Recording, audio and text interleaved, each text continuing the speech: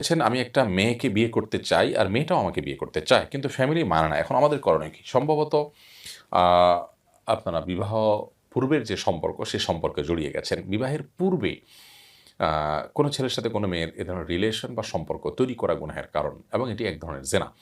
এটি আমাদের সমাজের জন্য, আমাদের পরিবারের জন্য, আমাদের ব্যক্তি জীবনের জন্য ভালো কিছু বয়ে আনে না। আল্লাহ রাব্বুল আলামিন যা নিষেধ করেছেন সেটার মাঝেই আমাদের জন্য কল্যাণ নিহিত আছে। একজন মানুষ, একজন পুরুষ একজন নারীর সাথে আ এ ধরনের রিলেশন বা সম্পর্ক করার জন্য পূর্ব শর্ত হলো বিবাহ করতে হবে। বিবাহ করে তারপর তারা সম্পর্ক করবেন, সামাজিক দায়বদ্ধতা থাকবে। অতএব এ ধরনের রিলেশনকে খুব বেশি গুরুত্ব দেওয়ার কোনো কারণ নেই, বরং হারাম থেকে সরে আসতে হবে। যদি একান্ত মনে করেন যে না, উভয়ের জন্য উপকারী এবং দিনদারিতার দিক থেকে আপনারা অগ্রসর হয়েছেন বা ভালো মনে করছেন, তাহলে অভিভাবকদেরকে কনভিন্স করে আনতে হবে। হ্যাঁ, অভিভাবকরা যদি দিন বিমুখ হন, অনেক অভিভাবক আছেন যে তাদের নামাজ রোজার খোঁজ খবর নেই, বরং তারা সন্তানদের দিনদার কোনো জীবনসঙ্গী পাক সেটা চান না, প্রতিবন্ধকতা সৃষ্টি করেন। এরকম যদি হয় তাহলে তাদেরকে এভয়েড করে আপনারা বিবাহের উদ্যোগ নিতে পারেন।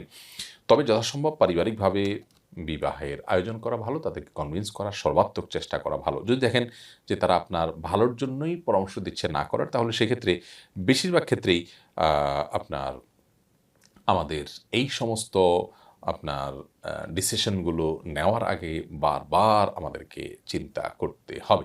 কারণ এগুলো আ অনেক সময় বয়সের যে পাগলামো, সে পাগলামোর কারণে মানুষ করে ফেলে। বিধায় যথাসম্ভব বিয়ে-শাদী অভিভাবকদের মাধ্যমে করানোই উচিত ছেলেদের বেলায়ও।